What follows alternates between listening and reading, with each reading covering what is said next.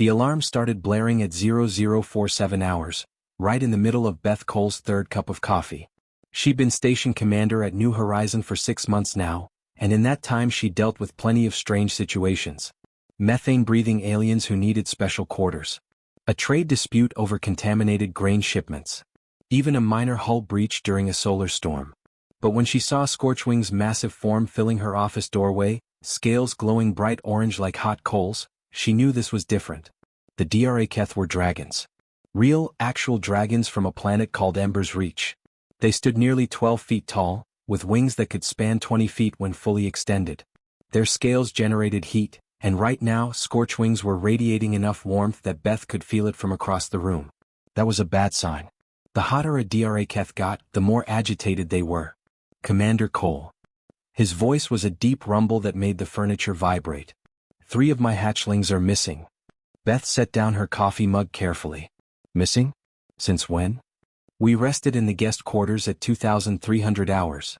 When Emberheart checked on them at 0030, they were gone. Another dragon appeared behind Scorchwing.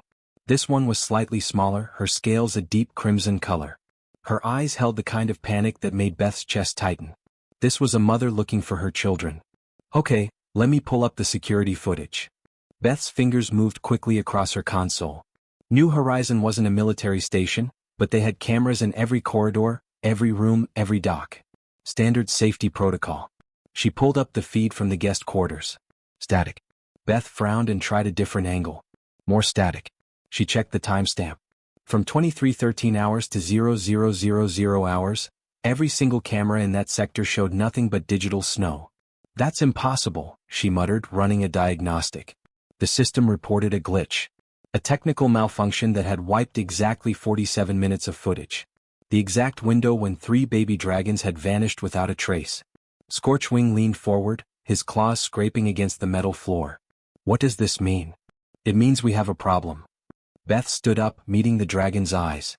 She'd learned early in her career that showing fear to alien species was the worst thing you could do. But it doesn't mean anyone took them. Equipment fails sometimes. How convenient. Emberheart's voice was sharper than her mate's, edged with accusation. Our young disappear and your cameras stop working at the exact same time? Beth couldn't blame her for being suspicious. If human children had vanished under the same circumstances, she'd be thinking the worst too. I understand how this looks. But New Horizon has 73 humans living here. Good people. Families. Scientists. Engineers. Nobody here would hurt children. Any children. Scorchwing's tail lashed back and forth, a sign of barely controlled rage. Then where are they? I don't know yet. But I will find out. Beth grabbed her comm unit and started issuing orders. All security personnel report to your stations. I want every corridor searched. Every room. Every storage bay. We're looking for 3 Draketh hatchlings, approximately 3 feet tall, probably scared and lost. The response came back quickly. Teams were mobilizing. But Scorchwing wasn't satisfied. He drew himself up to his full height, and Beth had to tilt her head back to maintain eye contact. We will search as well, he announced. It wasn't a request. Beth's second-in-command, Mike Torres, appeared in the doorway behind the dragons. His hand rested on his sidearm, and Beth could see the concern in his eyes. The Draketh were allies, sure, but they were also incredibly dangerous when provoked. One angry dragon could tear through a station's hull if they got heated enough. Scorchwing, Beth said carefully, I know you want to find them. But if your pack starts tearing through the station, we will not tear. We will search. His eyes blazed. They are hatchlings. Newly born. Curious and small. They cannot survive long in cold places. Your station is very cold to us. That detail hit Beth like a punch to the gut. The station was kept at a comfortable 72 degrees Fahrenheit for humans. Perfect for them. But the Draketh came from a volcanic world where temperatures averaged over 150 degrees. To them, New Horizon would feel like the Arctic. How long can they survive in this temperature? She asked quietly. Emberheart's scales dimmed slightly. Hours. Perhaps 6 or 7 before they become too cold to move. After that. She didn't finish the sentence. She didn't need to. Beth checked the time. 0052 hours. If the hatchlings had disappeared around 2330, they'd already been missing for over an hour. The clock was ticking. All right, Beth said. Your pack can search. But please try not to frighten my people. Most of them have never seen Diraketh before, and if you come charging through with your scales glowing, they will stay calm, Scorchwing promised. But then his voice dropped lower, taking on an edge that made Beth's skin prickle. But Commander Cole, you must understand. If our hatchlings are not found by first light, if any harm has come to them, there will be consequences. We protect our own. Always. First light. Beth glanced at the chronometer. Dawn simulation began at 0600 hours. That gave them just over 5 hours. First light, Scorchwing repeated. Or this station burns. It wasn't a threat. It was a promise. And as Beth watched the Dragon Pack file out of her office, their massive forms barely fitting through the corridors, she realized just how serious this situation had become. Somewhere in this station, 3 baby dragons were lost and getting colder by the minute. And if she didn't find them soon, everything she'd built here would go up in flames.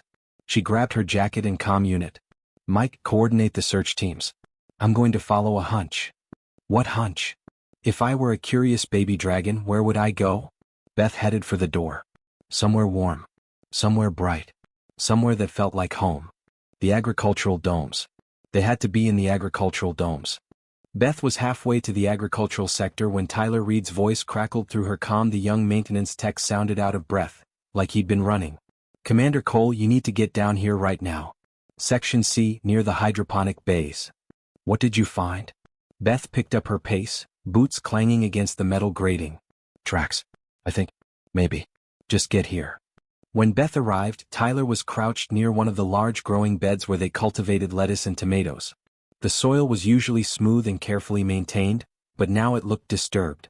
And there, clear as day in the soft dirt, were tiny scratch marks. 3 distinct sets. Are those what I think they are? Tyler asked, pointing with his flashlight. Beth knelt down for a closer look. The marks were small, each one about the size of her thumb. They had 4 distinct grooves, like someone had dragged their fingernails through the soil. Except these weren't fingernails. These were claws. Baby dragon claws. They came through here. Beth felt a surge of relief mixed with new worry. At least now they had a trail. Which way do they lead? Tyler stood up and aimed his light along the path. The tracks continued past the hydroponic beds, past the vertical farming towers, heading toward the back of the agricultural sector. Looks like they went toward the outer domes. The experimental section. Beth's relief faded quickly. The outer domes were kept colder than the main agricultural areas. They were testing crops that needed lower temperatures, things like winter wheat and certain berry varieties. The environmental controls kept those sections around 60 degrees. For humans, that was chilly but manageable. For baby dragons who needed heat to survive, it could be deadly. Show me. They followed the trail together, Tyler lighting the way with his heavy-duty work lamp. Every few feet they'd find another sign. A small claw mark in the dirt. A disturbed plant. Once they found what looked like scorch marks on a metal support beam, like something very hot had brushed against it. Behind them, the station had descended into controlled chaos. Beth could hear it through the walls. Heavy footsteps that made the floors vibrate. The Draketh pack was searching too, spreading through New Horizon like wildfire through dry grass. Her comm kept buzzing with reports. Commander, we've got dragons in Section B. They're scaring the hell out of the botanists. Scorchwing just ripped open a storage locker in the cargo bay. He thought he heard something inside. Emberheart is in the residential quarter. The families are freaking out. Mike Torres's voice cut through the chatter. Beth, I need authorization to arm my security team. This is getting out of hand.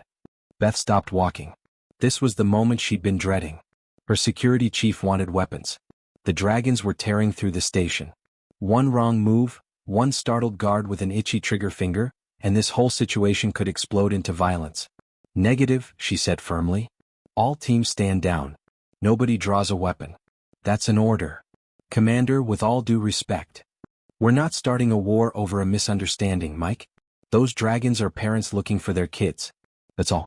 If someone shoots first, even in self-defense, we'll have an interstellar incident on our hands. The Draketh have allies. Powerful allies. One dead dragon means New Horizon gets wiped off the map. There was a long pause. Then Mike's voice came back, tight with tension. Understood. But if someone gets hurt, then we deal with it. But we don't escalate. Not yet. Tyler had stopped ahead of her, his light fixed on a door at the end of the corridor. Commander, the trail goes through there. Dome 7. Dome 7. Beth knew that section well. It was the furthest dome from the main station, the most isolated. They used it for experimental crops that needed careful monitoring and very specific conditions. Only one person worked there regularly. Jack Miller. The botanist was a quiet guy, kept to himself mostly. He'd been on New Horizons since the beginning, one of the first to volunteer for the colony mission. He loved plants more than people, or so he joked. Beth had shared coffee with him a few times in the mess hall. He was kind, thoughtful, the type who'd stop to help you carry something even if he was late for his own work. Beth checked her chronometer and her heart sank. 0521 hours. Dawn simulation started at 0600. That gave them 39 minutes. Less than 40 minutes to find 3 baby dragons and get them back to their parents before Scorchwing made good on his promise. "Let's go," she said, moving toward the dome entrance. The door slid open with a soft hiss. Cold air rushed out, making Beth shiver. Through the transparent dome walls, she could see the station's artificial sky beginning to lighten. The computer was starting the dawn sequence early, gradually increasing the light levels to simulate sunrise. In about 5 minutes it would look like early morning inside the dome. The agricultural space was huge, filled with rows of experimental crops. Berry bushes lined one wall. Winter vegetables grew in neat beds along another. And in the center, beneath the slowly brightening artificial sky, Beth saw a figure sitting on the ground. Jack Miller. But he wasn't alone. Beth's breath caught in her throat. She touched Tyler's arm, signaling him to stop and stay quiet. Then she activated her comm, switching to a private channel that connected directly to Scorchwing. "I found them," she whispered. "Dome 7. Bring the pack. But come quietly. And whatever you do, don't make any sudden moves." "Are they alive?" Scorchwing's voice was tight with barely controlled emotion. Beth stared at the scene in front of her, and despite everything, despite the tension and the fear and the impossible situation they were in, she felt a smile tugging at the corners of her mouth. "Yeah," she said softly. "They're alive. And you need to see this." Beth had seen a lot of strange things in her 6 months as station commander, but nothing quite like this. Jack Miller sat cross-legged on the cold dome floor, surrounded by rows of dormant berry bushes. His work jacket was pulled wide open, spread out like a blanket. And nestled against his chest, curled up in a tiny pile of scales and soft breathing, were 3 dragon hatchlings. They were small. Beth had expected them to be bigger somehow, but each one was barely the size of a house cat. Their scales had gone dull gray, not the vibrant reds and oranges she'd seen on their parents. Tiny wisps of steam curled from their nostrils with each breath, the only sign they were generating any heat at all. "Jack." Beth kept her voice barely above a whisper as she moved closer. The botanist looked up, and Beth's chest tightened at what she saw. His face was ghost white, drained of color. His lips had turned blue. When he tried to smile at her, his whole body shook with violent shivers he was clearly trying to suppress. "Hey, Commander." Even his voice trembled. "Sorry about the mess. Didn't mean to cause a panic." "What happened?" Beth crouched down next to him, careful not to make any sudden movements that might disturb the sleeping hatchlings. Jack looked down at the 3 little dragons pressed against his chest.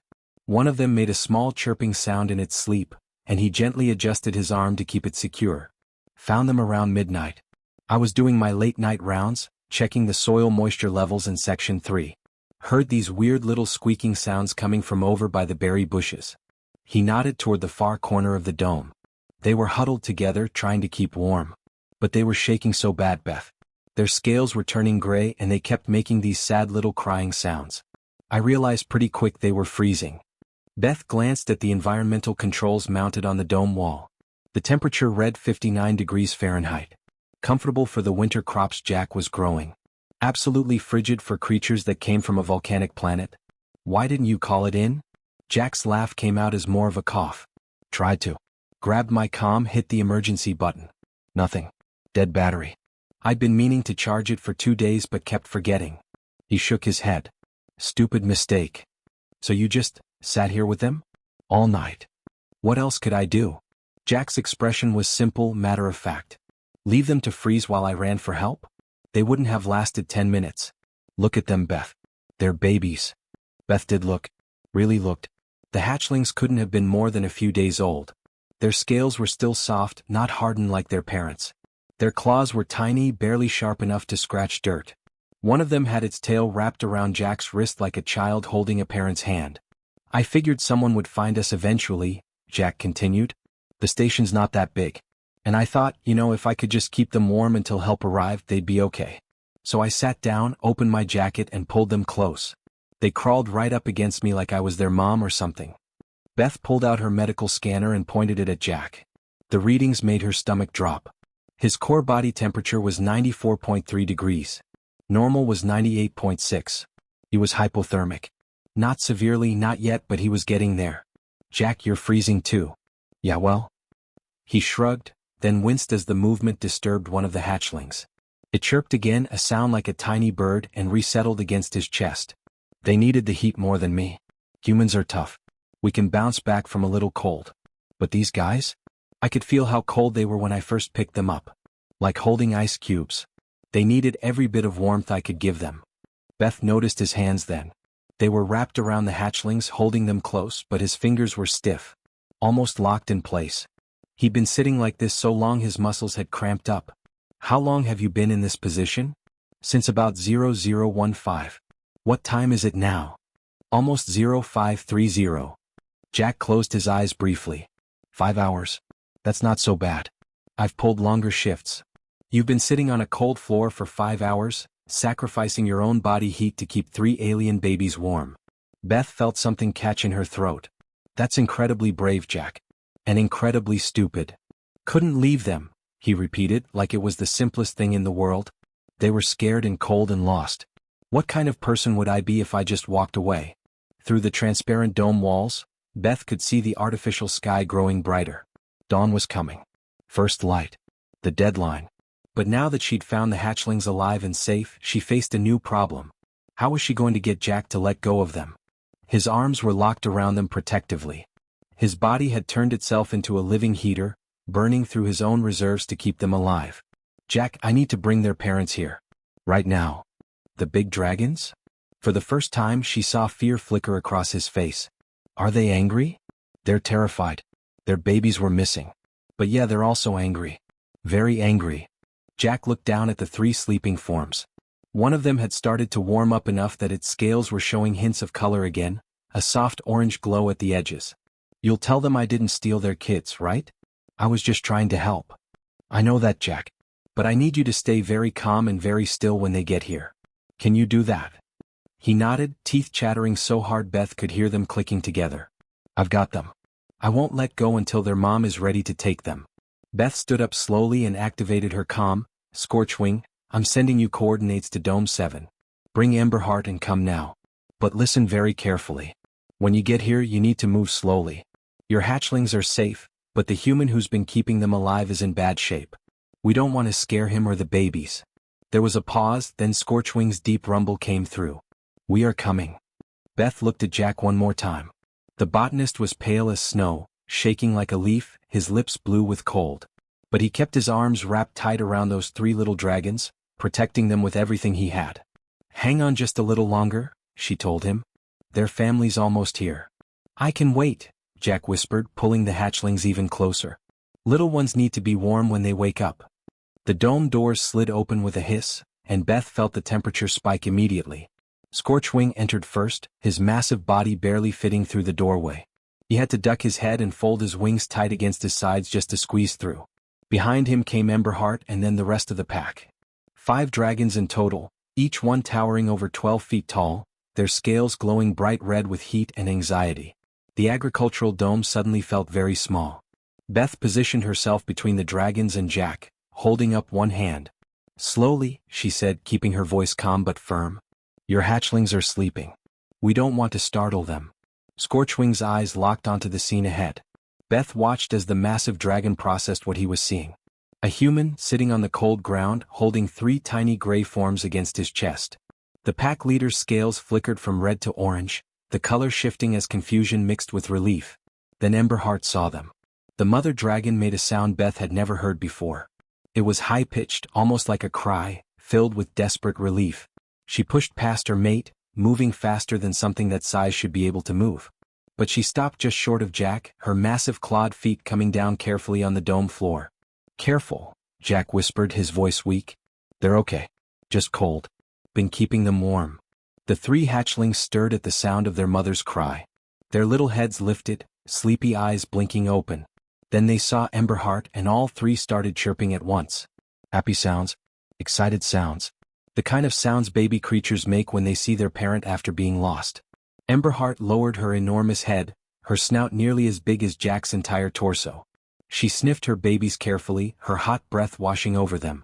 The hatchling's scales immediately began to brighten, responding to their mother's presence and warmth. The dull gray started shifting to soft oranges and reds. Go on, Jack said softly, trying to unwrap his arms. But his muscles wouldn't cooperate. He'd been locked in that position for so long that his body had stiffened up.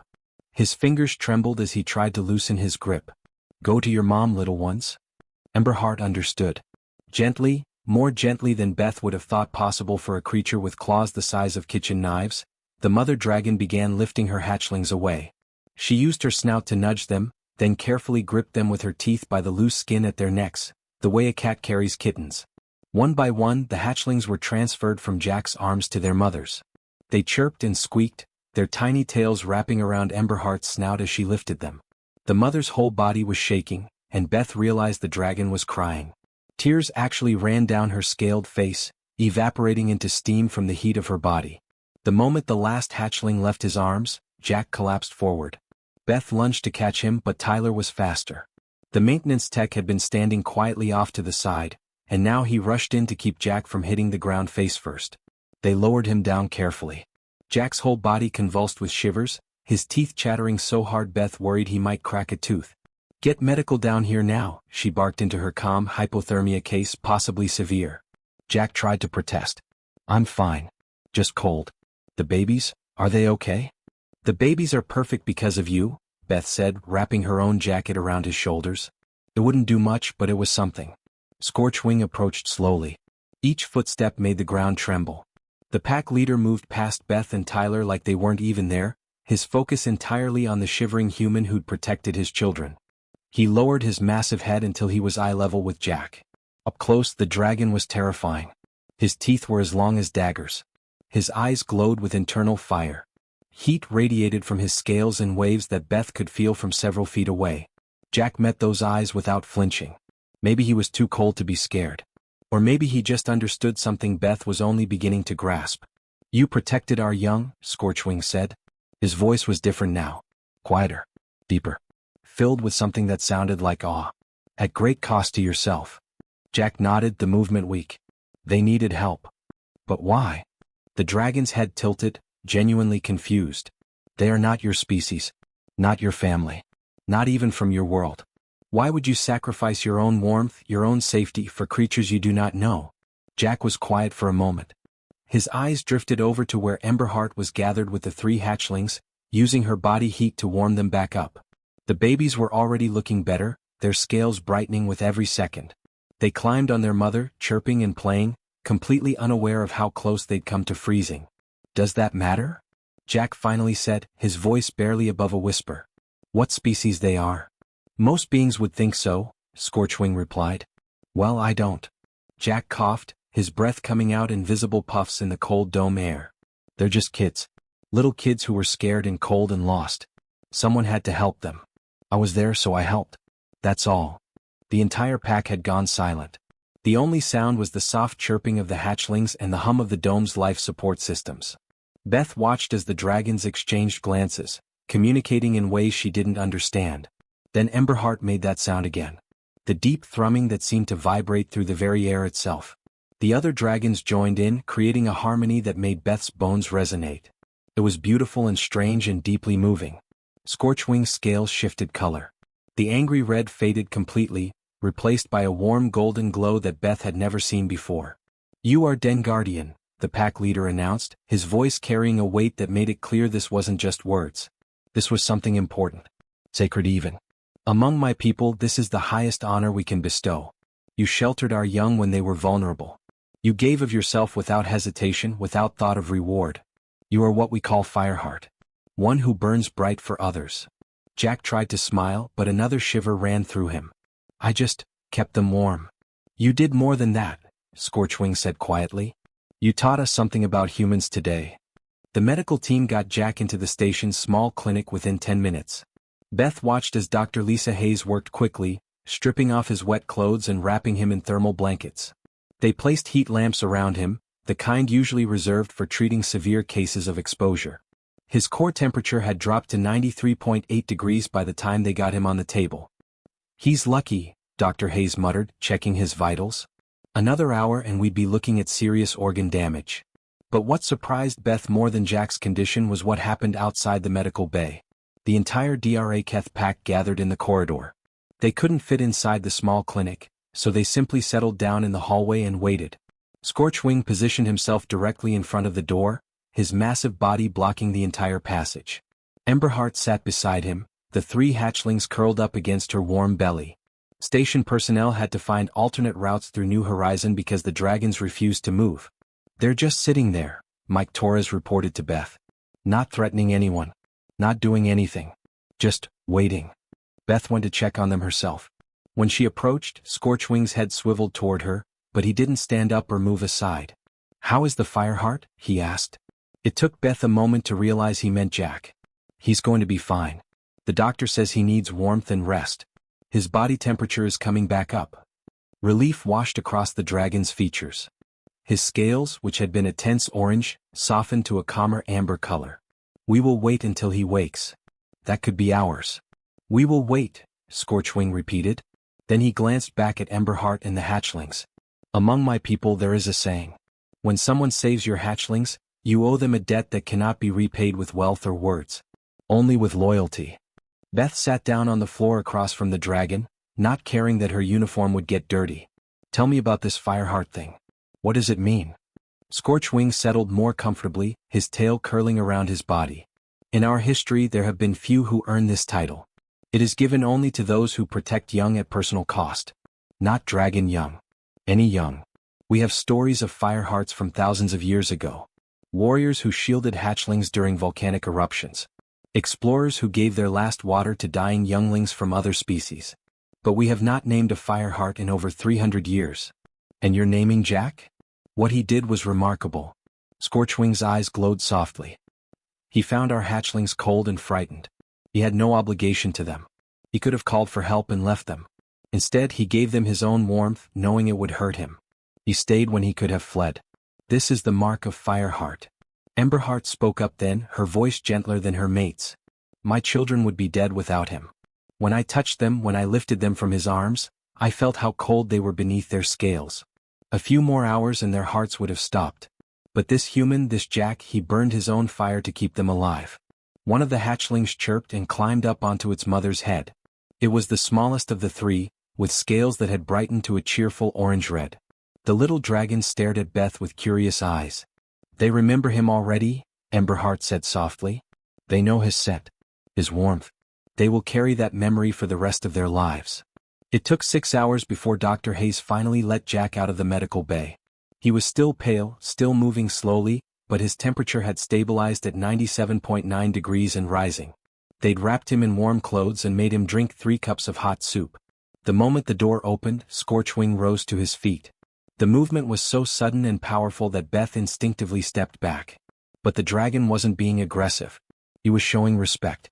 "Jack Miller," Scorchwing's voice echoed through the corridor. "Will you accept the honor we wish to give you?" Jack blinked, still groggy from his ordeal. "What honor?" "The bond gift. The mark of Fireheart." Beth had researched it while Jack was recovering. The bond gift was an ancient DRA-Keth ritual, rarely performed. It involved a permanent mark, a brand made with dragon fire, that identified the recipient as someone under the eternal protection of the pack. "It will hurt," Scorchwing warned. "But the pain is brief. The honor is forever." Jack looked at Beth. She nodded encouragingly. He looked at the 3 hatchlings who were chirping excitedly at seeing him again. Then he looked back at Scorchwing. "Okay," he said simply. "I accept." The ceremony was simple but powerful. Jack knelt in the corridor. Scorchwing extended one massive claw, heating it with his internal fire until it glowed orange-hot. Then, with surprising gentleness, he pressed it to Jack's shoulder. Jack gasped but didn't pull away. The smell of burning cloth and singed skin filled the air. When Scorchwing lifted his claw, a perfect scale-shaped mark remained, burned into Jack's skin. It would scar. It would be permanent. Where the DRA-Keth fly, humans will be known as hatchling keepers, Scorchwing announced, his voice carrying the weight of prophecy. The warm bloods who shelter the innocent. You have shown us what your species truly is. Not warriors. Not conquerors. But protectors. Guardians of those who cannot protect themselves. Emberheart approached with the 3 hatchlings. She lowered her head until her snout nearly touched Jack's chest. My children will tell this story to their children. And their children will tell it to theirs. The human who gave his warmth. The fireheart who asked nothing in return. The smallest hatchling climbed onto Jack's lap, chirping happily. Jack laughed, a tired but genuine sound, and gently petted its head. Within 3 days the story had spread beyond New Horizon. The DRAKF had connections throughout the galaxy, and they made sure everyone knew what had happened. A human had saved dragon hatchlings at great personal risk. A human had put children of another species above his own safety. Messages started coming in from all over. Other alien species, many of whom had viewed humans as insignificant newcomers to the galactic stage, suddenly saw them differently. Humans weren't the strongest species. They couldn't breathe methane or survive in vacuum. They didn't have natural weapons or armor. They weren't the smartest or fastest or most advanced. But they had something rarer.